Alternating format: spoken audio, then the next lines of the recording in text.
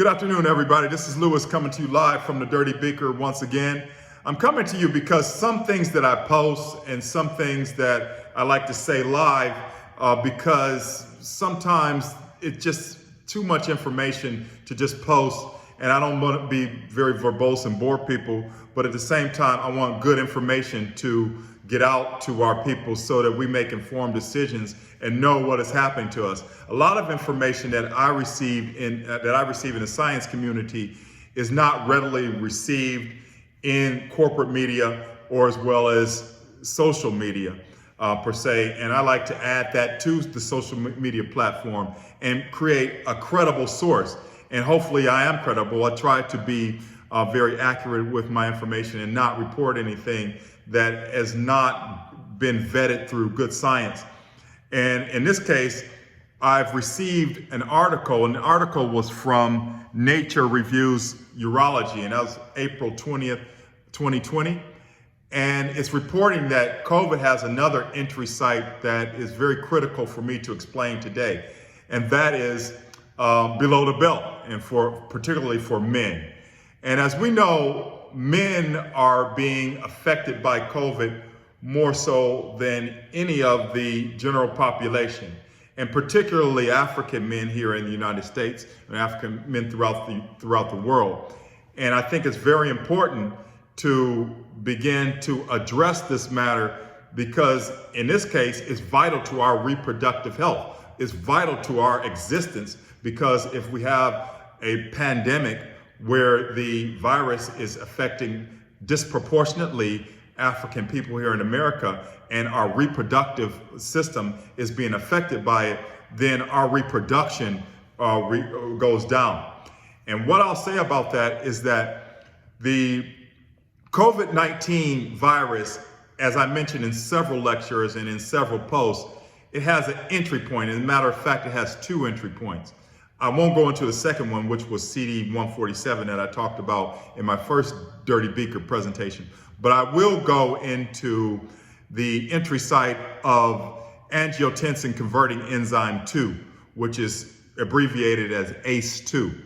Now, the ACE2 receptor, when we originally started talking about COVID, we know that there is a plethora of ACE2 receptors on the pneumocytes of the lungs.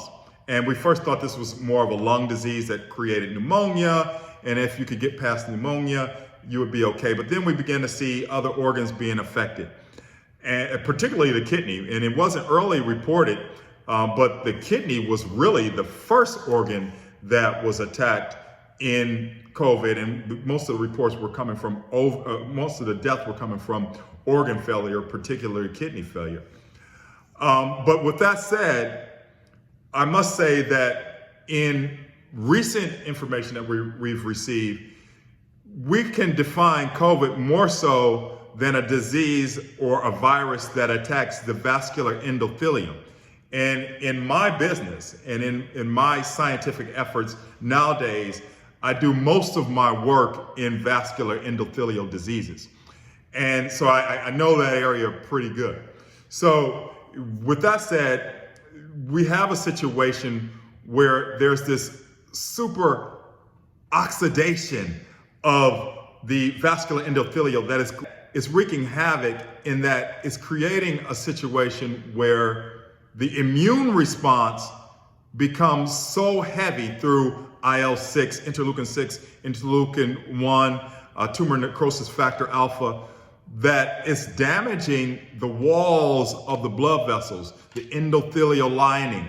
And what's happening is that the cytokines are calling in for neutrophils, and neutrophils have what we call reactive oxygen species that kills the virus on site, but it also does a lot of oxidative damage to your blood vessels.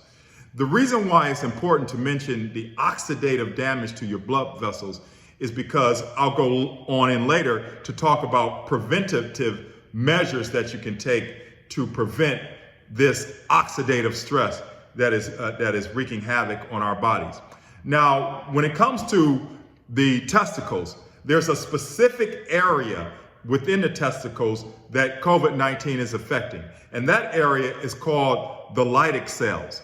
And the Leydig cells are very important because Leydig cells are where the body utilizes cholesterol in the Leydig cells to produce testosterone.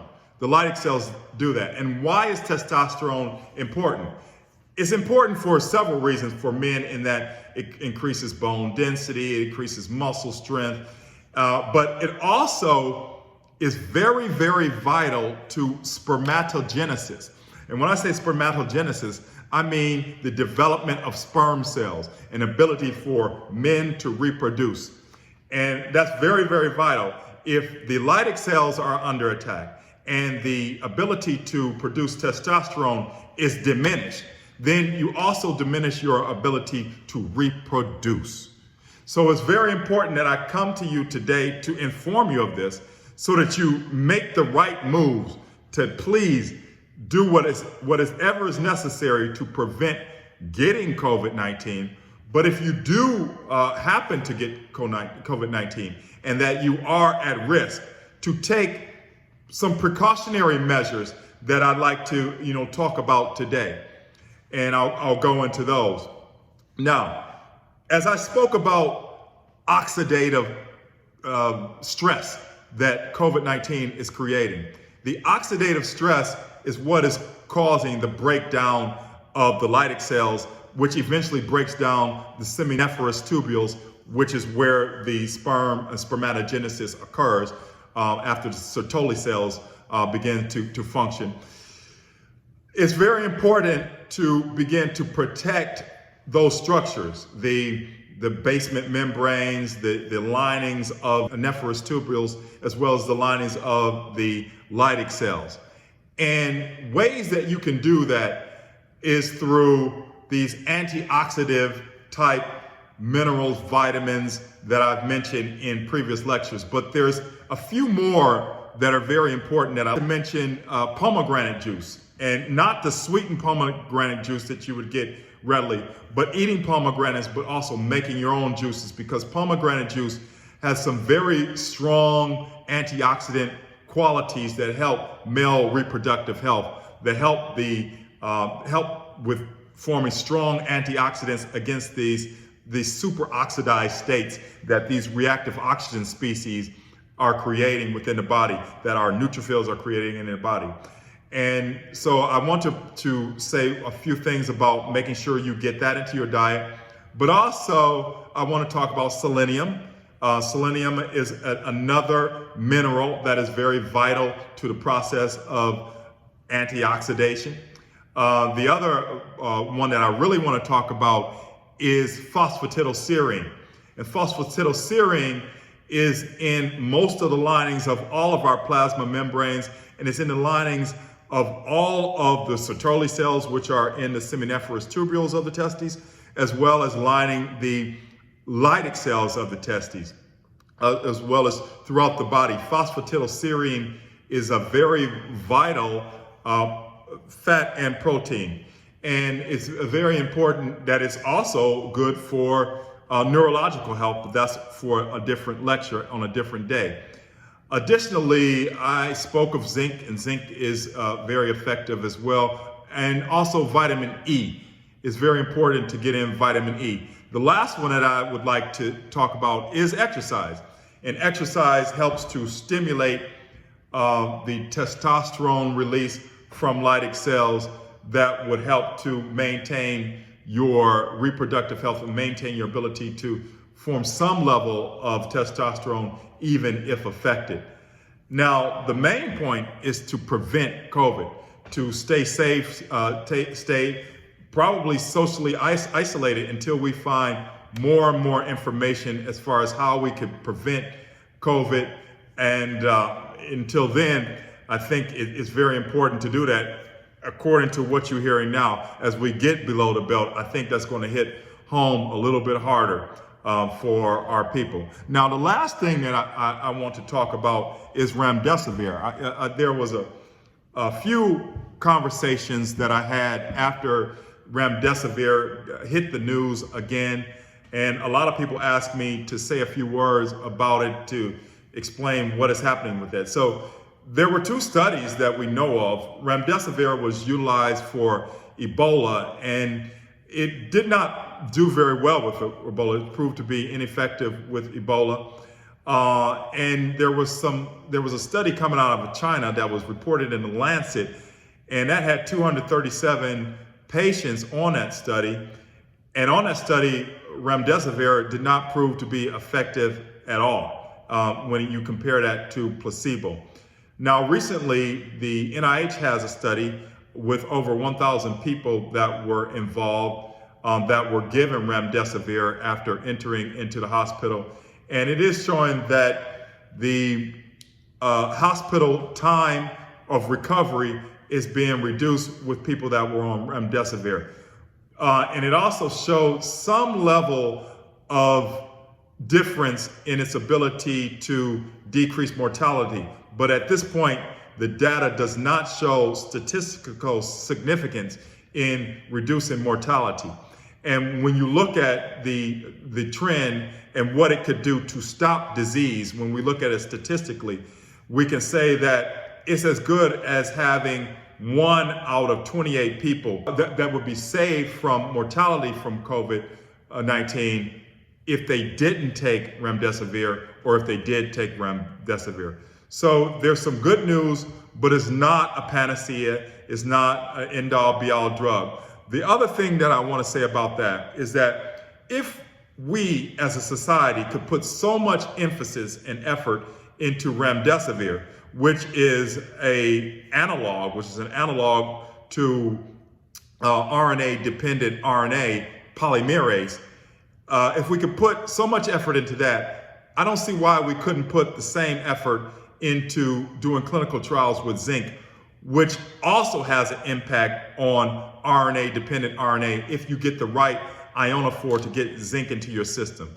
The analog for Remdesivir, to go into that a little bit, is that the Remdesivir molecule that is a small molecule that is an analog is very similar to what we call adenine nucleotide. And adenine nucleotide forms adenosine triphosphate, which is an energy source as well. But in this case, your RNA has, in order to reproduce itself, it has to connect with 4 main nucleotides.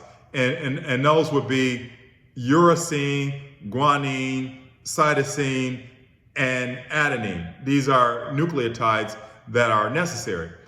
The analog mimics the adenine so that it creates a cog so that the RNA virus cannot go further to replicate itself.